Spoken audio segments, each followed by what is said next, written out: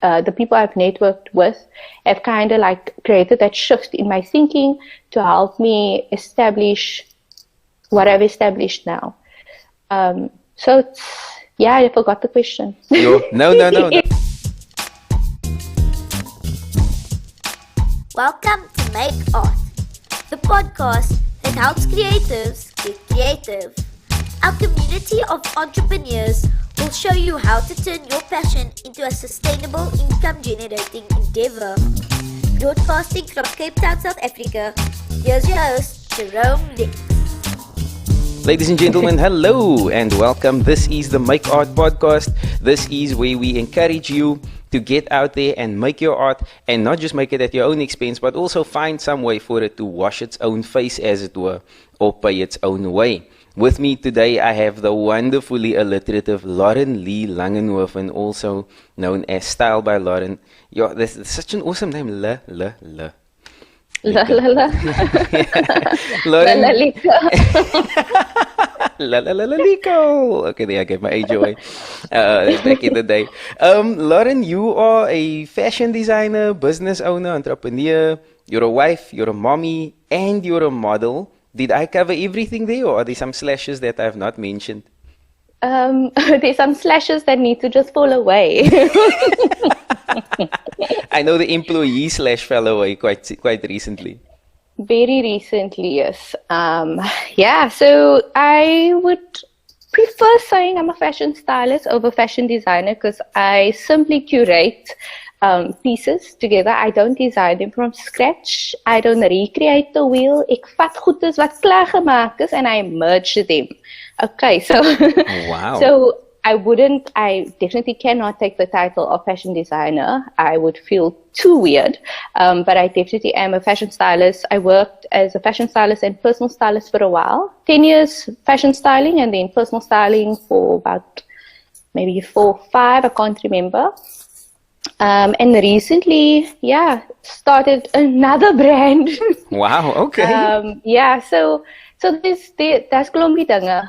But if I have to say one thing, it's, I guess, a fashion entrepreneur.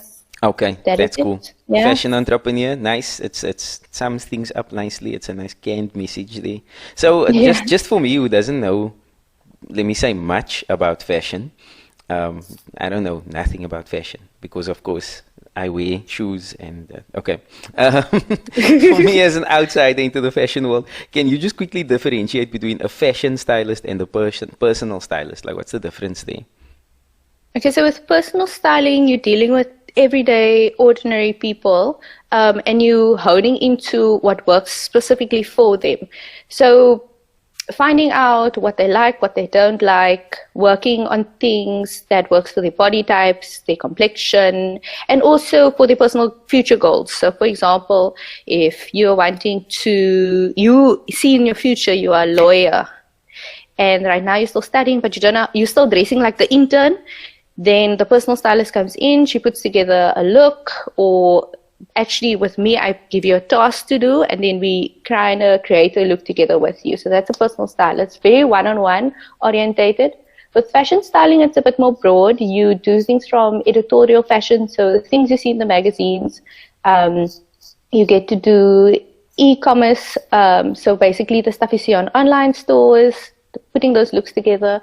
You do various campaigns for various brands. So it's a bit more high fashion, high end, not personal, more corporate actually.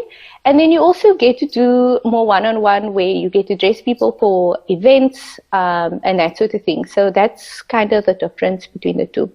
Okay, you know someone's done a great job of explaining what they do when you are left thinking, I need this person's services. Yeah, but you need me. Everybody needs a personal stylist, man. I'm joking. But personal styling goes so far, it goes beyond just the clothing. At least for me, that's the niche that I found for myself. I'm not going to take you on a shopping spree. I don't like spending unnecessary money. I would work with what's in your wardrobe first, and then we take it from there. I feel that what we have is what we are able to work with. And then if someone can identify that we need more, then we explore those options. But yeah, holler if you need a girl. Okay, there you go. You heard it here first. Oh, by the sound of how well you did that, you probably haven't heard it here first, but you've heard it here now. So Loren, you resigned your full-time employment to pursue your career in stylist, as a stylist or in styling? Yes and no. I left my corporate job as a fashion stylist at Zando to pursue my passion, my bro. There we go. Yeah, it's something that I've said at 10 years old is what I want to do, which was fashion designing, because that's all I knew. But the older I got, I realized that there isn't only one dimension to fashion. And so I basically resigned so that I can pursue my business full time, which has elements of designing, but it's, like I said, curated by a trusted stylist. So yeah, I've actually just started the journey again. I've done it before where I've quit all types of corporate and all types of retail work that I had to pursue my business as a stylist at the time. And there was always retail. There was always selling of product on the side because I needed bread on the table, obviously. But obviously when there was a shift in my life, we needed to achieve a certain goal. I went back into corporate, and I knew that it wasn't for nothing, man. Nothing happens for nothing. And then recently there was just this tugging on my heart that I need to do this. And with the confirmation from my husband, and also it's just felt like the right time. We then decided, cool, let's close that chapter and move on to the new chapter. Wow, exciting times. This is like a key turning point for you, eh? This is awesome. We're kind of getting you in the middle of this crossroads where things are about to radically change for you and for your business and for your family, I suppose. 100%, but you are actually getting me while I'm still figuring things out. You're navigating. So, yeah, it's nogal. I still have to dust things off, and but it's alright. The thing is, it's not pretty. It's not pretty trying to monetize what you do. It's not pretty trying to put value to what you do. You know you're good at what you do. You know the value you give, but it's so hard to tell others, this is what I'm worth. And it's so hard to not, actually discount what you've already put to what price you've already put to it. So that's like, it's difficult. It's not a pretty journey, but it must be done. Must be done. Can you talk a little about that journey, like moving from a place where you are undervaluing what you do and you're lowballing yourself in offers just to get the gig and get the job, and then you end up shooting yourself in the foot because you're running at a loss, and then like just that, because I'm sure everybody has done that. All of us have done that at some point. You underquote hectically because you're thinking, I just need this gig. And then other things is must gonna come from it, man, which really is the case in reality. But if you could possibly just talk a little bit about that journey of valuing yourself, how has that matured for you over time? Sure. So like I said, I think I have mentioned that I was a stylist for 10 years, and that was basically why I would say I haven't reached the full, I haven't really received all the rewards I could, because I didn't stick to my price. You're constantly negotiating because you want the gig. You're thinking, okay, cool, if I push my price down, I get the gig, it's most exposure, and from this gig, I can get another gig.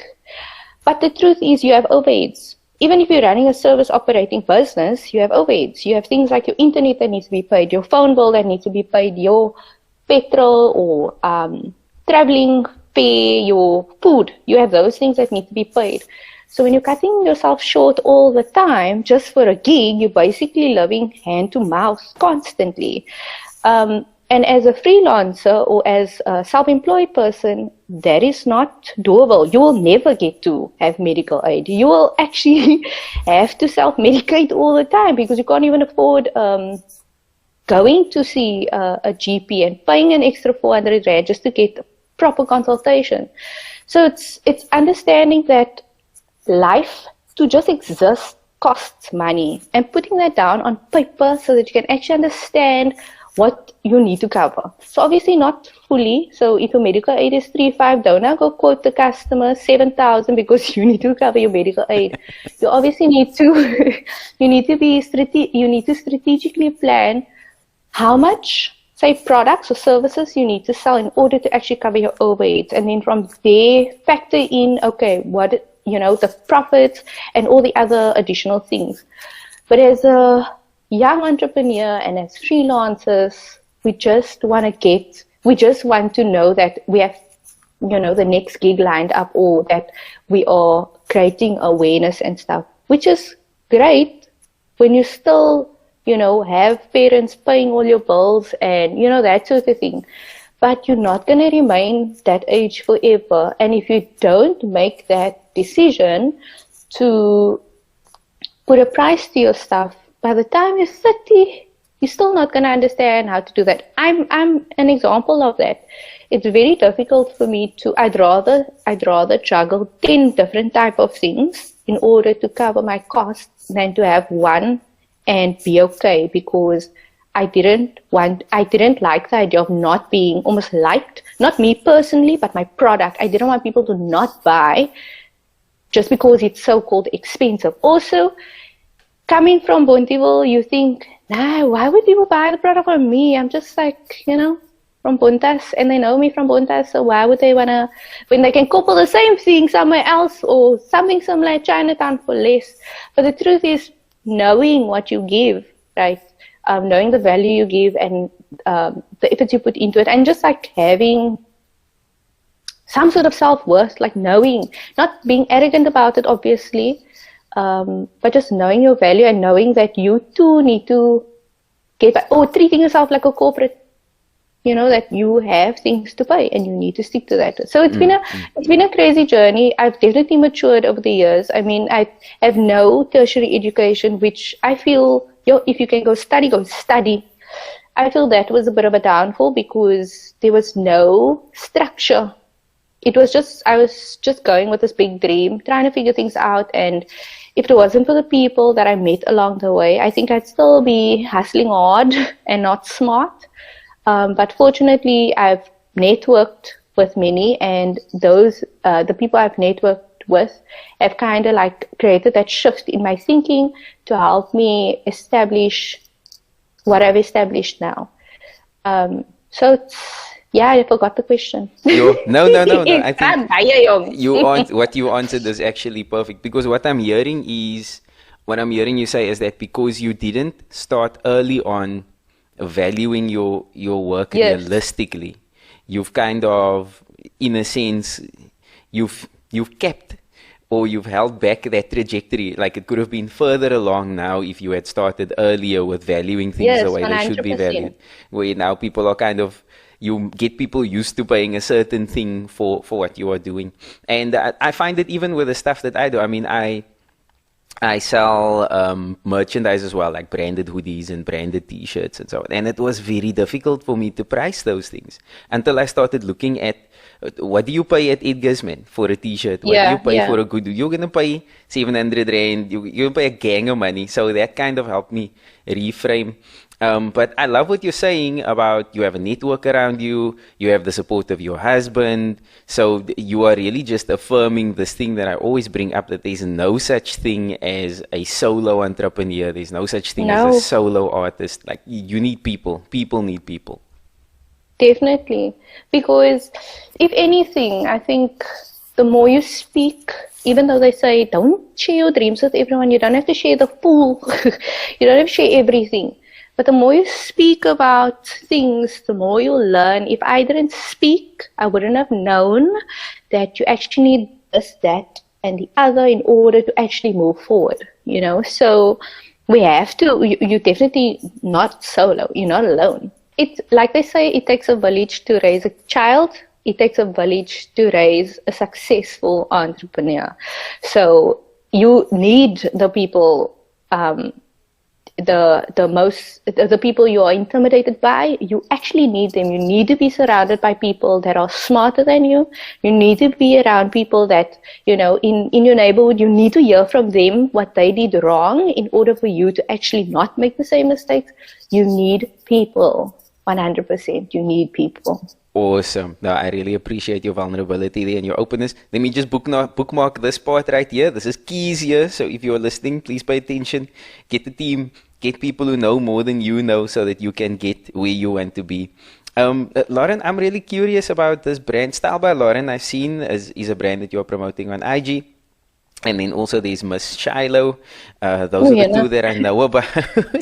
You put it up there, no? Take me. This is not me digging. Could you talk a little bit about how those brands came to be, how they were founded, and how they've grown to where they are now? Because for myself, not really being plugged into the local fashion scene by any stretch of the imagination. I mean, I'm a performing artist. I sing, I rap, I record, I do those kind of things. But even I knew when Style by Loren came up, I knew. So clearly you're doing something right, like your marketing is on point, or at least via social osmosis on social media, I got to hear about you. How did those brands come to be, and how did you grow them to the point where they are right now? Okay, so with Style by Loren, it is what it is. Self-explanatory, kind of. But like I said, at the age of 10, I wanted to be a fashion designer because that's the only term I could associate with fashion. And as I got curious further along, I realized that, hey, this was now another term for dressing people. So Style by Loren started in 2011. Yeah. And I just worked as a stylist. I got friends together, borrowed clothing, because I used to work in the retail, so I've made friends with small boutiques, borrowed clothing from their boutiques, did like my own editorial shoots with, old school collaboration. Yes. Trade exchange. You had Lane, as it were. Yeah. So that's what I did to build a portfolio, and I worked as a stylist. That's basically what Style by Loren was initially. Then, moving along, I explored, I had another brand called Signet Ridge. First Signet Royale, then I changed to Signet Ridge, where I used recycled materials to make jewelry. Because again, that was the only way to make money, is to sell stuff. But so we explored that, which was still in fashion. But it was still owned by Style by Loren. So if people see me, they never actually really knew my name, they would know Style by Loren. Style by Loren. So yes, so it was always like Style by Loren remained. So that is why years later, Style by Loren is still the umbrella for everything else that I do. So from just styling, I then started exploring blogging, where I was able to then write, even though my writing is terrible, but I got to write, and through writing I got to share fashion tips, and also I wanted the styling to be more accessible to everyone. So I wanted to share this burst of ideas, like how to maximize a pencil skirt, using it as a neck scarf, as a dress, as a, so I started writing to kind of feed that or fuel that enthusiasm. So while I was styling, making money as a stylist, like gig after gig, I was also sharing all these tips with people, still as Style by Loren. Then I explored and I started a brand called Anchored Street. Again, it's still within fashion, but that stopped, and now I've launched a brand called Style by Loren Apparel, which used to be called Shop Style by Loren, and now has become Style by Loren Apparel. Again, like I said, it's not fashion. I'm not a fashion designer. I'm a stylist that curates pieces. So again, it's garments put together by a trusted stylist. And yeah, that's basically how Style by Loren, I kind of think I answered that. How Style by Loren is, Style by Loren is today. I'm a fashion stylist, but mainly a fashion entrepreneur. And it sounds like you just followed your passion, and things, one thing leads to another, and your network expands. 100%. 100%. And what I did was, when I found the name Style by Loren, I don't even know, I can't remember how I got to it, but it felt right. And when I started noticing that people started calling me that without even knowing my actual name, that's when I knew, okay, we got something here. We're sticking to this. I used to be a dancer also, and people would say, away Beagle, style by Loren. I'm like, huh? And it worked for the dancing, because now whatever piece I would come up with, they'd be like, yo, kwai, style by Loren. So it worked.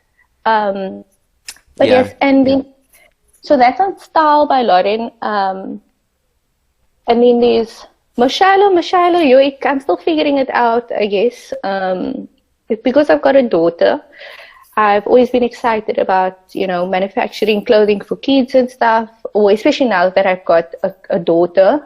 So I wanted to basically start a brand for her, which is what I did, but I stopped promoting it and so on, because I needed to first focus on the main breadwinner, and then what we produce on her side would be the bacon and the golden syrup, Yeah. So that's why there's a bit of a pause on that. But MAWJR is basically my daughter's brand, also again curated by me. Yeah, that is awesome. My wife is asking if you have any plans to do like mommy and daughter kind of outfits, like Gal. It is on my to-do list. It is 100% on my to-do list, because the same amount of work required for an adult piece is required for a child's piece. So why not sell them both? As a pre-pack, wara. Yeah, because then you're splitting the effort, The effort. 100%. It's because if I'm going to sell, for example, a frill crew neck, a 2-pack frill crew neck. As a mom, you're not going to spend money on yourself, but for the lady you will spend.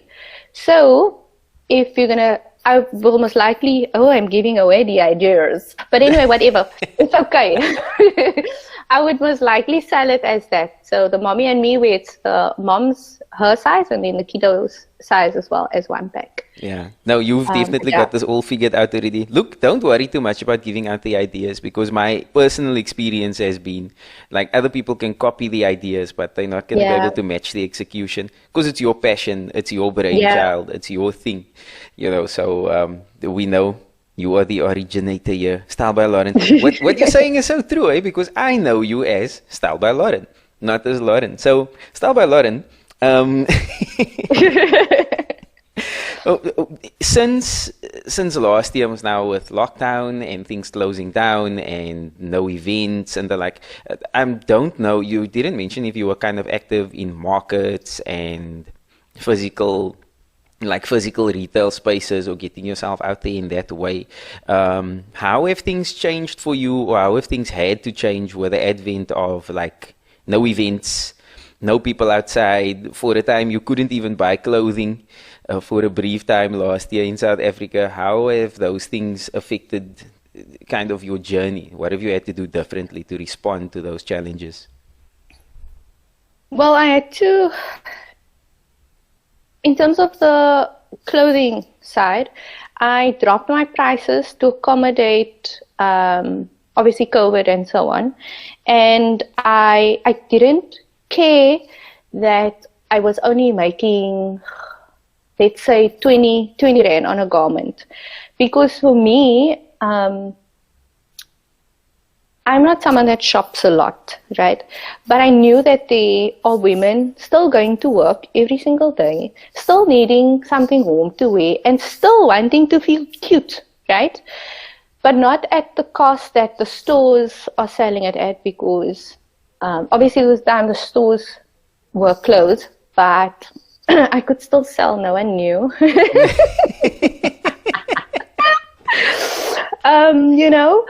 It was, and it wasn't even for long. I think we actually started selling the start of, I think it was level 4 when clothing was considered essential. And we then quickly produced something that is easy to produce, that's going to keep the customer warm, that's going to be, the cost can be kept low, and we're still giving women the excitement to get dressed in the morning and mission on, because for women, especially moms and wives, you uphold things in the house. If your mood is foul, the whole house is foul. So my main mission is women. Sorry guys. But No. You make a great point there. Women. You make a great point there. If the mom's mood is not lekker, then Yes, nothing is lekker. asphalt. Exactly. So we had to quickly just come up with something, and that's what we did. So that's how we kept going during, with lockdown and so on. It's producing the multifunctional kimono, and then the multifunctional poncho, and then the open poncho as well, which we brought back this year. So the thing is, we could because I only had one person sewing at the time, we could quickly think of something that's going to still like influence the individual's vibe, but also not going to cost them an arm and a leg and make them second guess whether this purchase is worth it or not. So it's about, I think during that time, the only way I could survive in terms of my business was to be innovative and putting myself in the consumer's shoes. So yes, I might have dabbled a bit with costs, but I knew I would make up for it in other ways. And I mean, we sold out very quickly with those. We had to make a second batch. Oh wow, well done. So you see, so even though it may seem like I'm contradicting what I've said previously, I've already doubled that. With a service, it's much more difficult. So and again, those are recurring customers. They keep coming back. They keep asking for things, putting so much pressure on a person. But it's all right. It's all right. It's what keeps us going. Yeah, no. Insistent customers are the best kind, man. Those who are like, when's the next thing? Now, what are you doing next? Yeah. Then sweet immense. And you're just like, no, don't worry, watch the spice. Yeah, and then you're like, I better come up with something quickly. And I'm having a look now on Instagram, just at the Style by Loren page, and having a look at the fashion and so on, and the things that you have illustrated there. And it seems like the stuff. It's not. What's the word that I want to use now without sounding like a total uninformed? It seems like it's not trendy, man. Like it's not the aim is not to be trendy. The aim is to have something that's going to be a part of your wardrobe for an extended period of time, like 2 years from now, 3 years from now. This is still going to be stuff you can wear. If I just look at what's on here and I use my imagination to what women are wearing today. Yes. And you're correct. I mean, a poncho is no story. Everyone knows a poncho. People have learned to hate them because they are like stylish blankets, I would say. But again, it's practical. And it can be stylish. That's what makes Style by Loren apparel unique, is the fact that you're not just going to buy a garment, but you're going to get styling tips with it. So I'm, like I said, not trying to recreate the wheel, and that's what most people think they need to do. They need to invent this amazing thing. No, use what's out there and just better it. Add your unique spice to it, because that's what's going to set you apart. And that is basically, Style by Loren apparel is that. Yes, it's simple and eccentric, and we will explore more things at a later stage, but why would I try and compete with what's trendy? That's just nuts.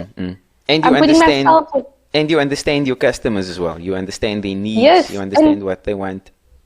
And she can go to Mr. Price if she wants what's trendy. In fact, I would tell her, go to Mr. Price, buy that trendy thing that's going to be out of season in a few months' time. Go and spend 150 Rand there on that thing that's going to be out of season in a few months' time. Rather do that.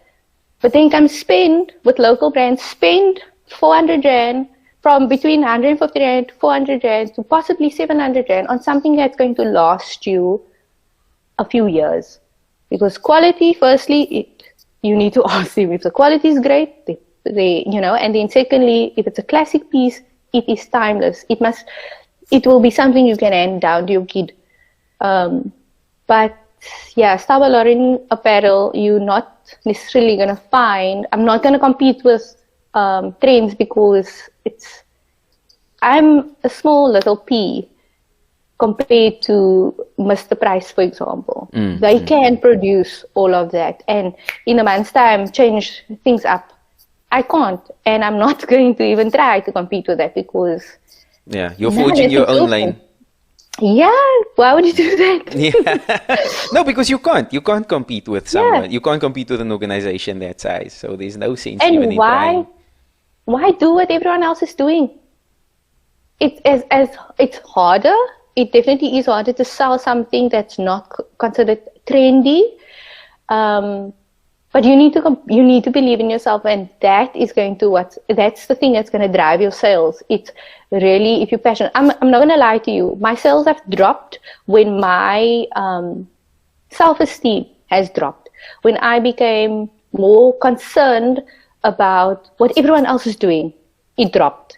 But when I didn't give a fly about everyone else and I just drug. I mean, ponchos wasn't even trendy last year.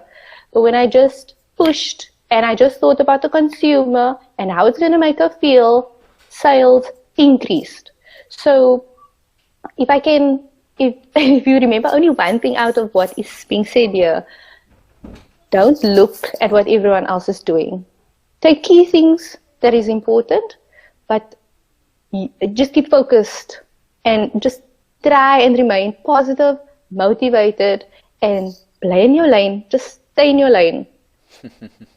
Wow, that is a powerful takeaway. Thank you for sharing that, Loren. I really appreciate that. Also, I need you to just quickly affirm that hoodies and tracksuit pants are never going to go out of season. They're just always going to be on point. They will always be there. They will. You know what, nah? I get so annoyed seeing that it's been now relabeled. I mean, it's always been around. Now you're paying through the roof for something that you've been wearing. Yeah. And suddenly now, like, hello. Your daddy's been wearing a tracksuit for how many years now? MAWJR. Oh, tracksuits are in. I'm gonna buy me some in. Hello. Your dad's been doing it. Your brothers have been doing it. MAWJR. I'm so on trend. There you go, ladies and gentlemen. A fashion stylist has confirmed that I am trending or that I'm never going to go out of season. 100%. Loren, I want to get into... Don't call it? Sorry, don't call it a tracksuit, man. Call it a track set. Oh my word, it was now a track set. That's what it's called now. Wow, okay. A track set. Wait, I'm writing this down. Like literally. A track set. Okay, I'm going to keep that in mind. A track set. I'm learning all this stuff here and it's costing me nothing. Loren, I want to get really into, well, I was going to say the meat of the conversation, but you've given so much substance already. But let's rewind just a few months back, not long ago, you're working a full-time job, you are running this business, you are curating, you are designing, you have a husband who has, certain needs that need to be met. You have a small baby from what I can see on social media. So the obvious question, I think, is where is the time coming from for you to be making all these moves? Like, how are you? Do you just not sleep?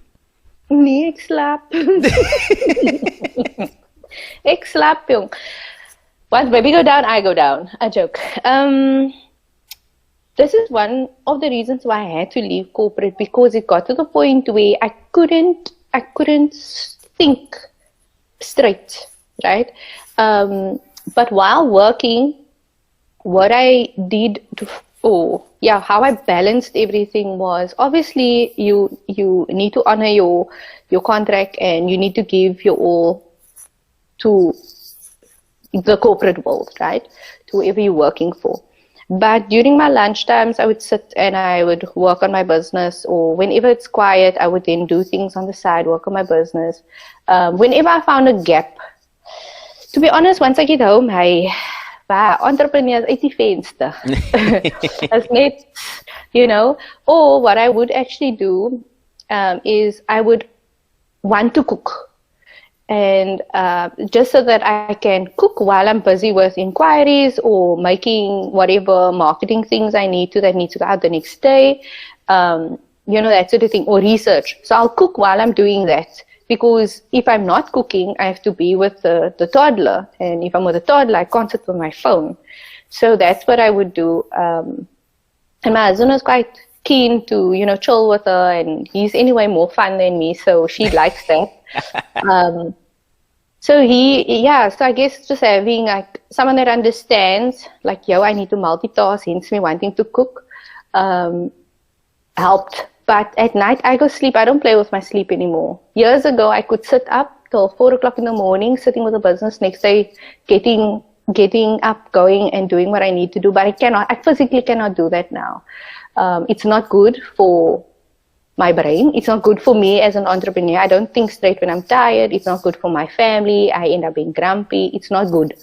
So instead of playing with my sleep, I get the rest that I need. But then the next day, I try to be innovative about it. Instead of just sitting there and talking smack to colleagues, I will try and be innovative and use that time on things that is important.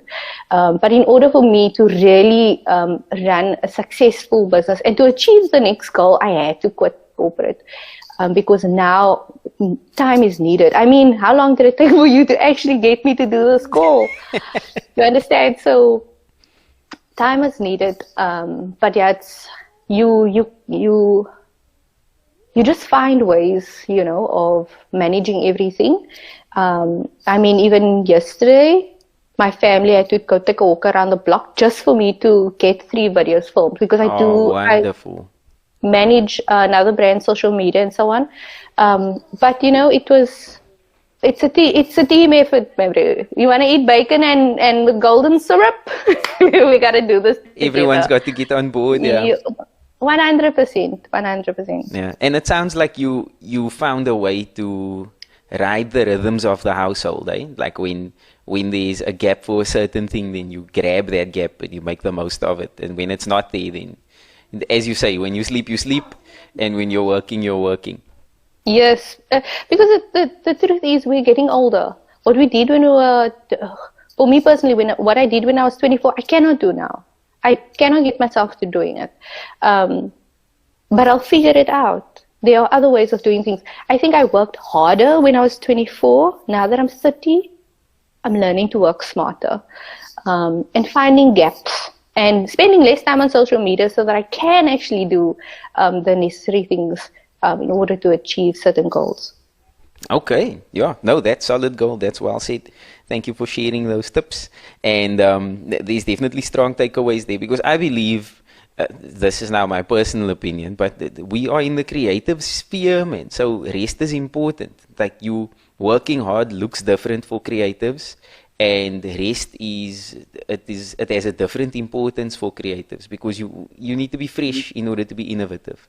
You need to have your wits about you. You can't be like a zombie through your job. And I suppose because there are certain tasks that you can just muscle through and pull an all-nighter and get it done.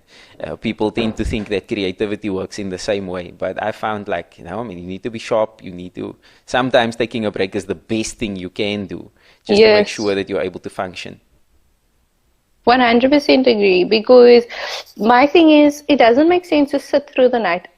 I used to prefer working in the early hours of the morning because it was quiet. But this is when I still stayed at home with my mom and my brother. So it was quiet then, so you could work. But then during the day, I sleep in, and then I only start the day at 11 o'clock. And then I take long to actually get into the groove of things. So it forces me actually to work during the night.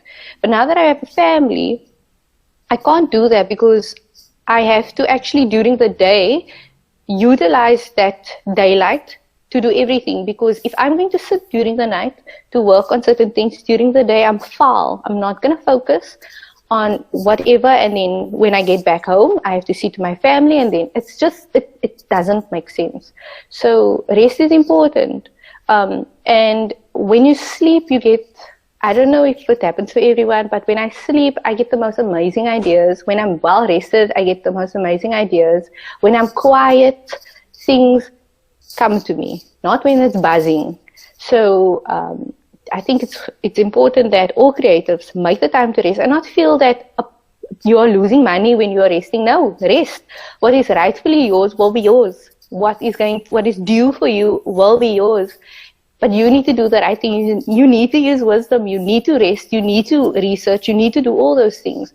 So don't compromise on the things that's important to you. Yes, if there's a shouting client that needs this and that, cool. Put a structure in place that's going to accommodate all his or her needs and whatever. But it shouldn't come at the expense of you losing out on or falling ill or, that sort of thing. We just have to value what we give so much that we value ourselves and know that without us, that thing that we give would not exist. So it's important. Drink your water, go and sleep. There you go. It's like every second sentence is a tweet, man. Yeah, this is awesome.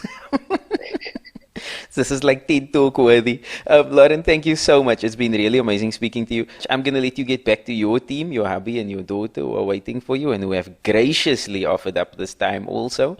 I realize that there's no such thing as individual sacrifice. The whole family has to come, to the party or be on board. But thank you so much for giving your time. Thank you for spending time with me. It's been absolutely great talking to you. And, thank you. No, man. Thank you. Everything of the best for your business. Everything of the best for your brand. Thank you. Yeah. Same to you. And thanks for, taking that leap and making contact. I could have been a really evil person and just be like, "Last you." But I feel things like this is important, man. And we lost that. We lost these type of collaborations and connections. And we need to hear more about people on the ground. We need to hear what they are doing. Oh, absolutely. There's enough TED Talks. There's enough things on the internet, of other people, but we need to hear relatable people sharing their stories. So yeah, and what I love is that you didn't just share your stories of success. You also shared your failures. You shared your mistakes, which really it humanizes your story and it brings it close to home. So I really appreciate that. I appreciate your vulnerability in sharing. Thank you. Brilliant. Brilliant. Thank you so much. Everybody, this has been Make Art. You are able to support this podcast. You can view it, of course, everywhere, but you're able to support this podcast by making a turn at Jerome Rex, patreon.com/Jerome Rex, and there you can find some information about how you can make regular contributions just to continue funding this podcast and keep it on the air. Thank you for tuning in and have a good day.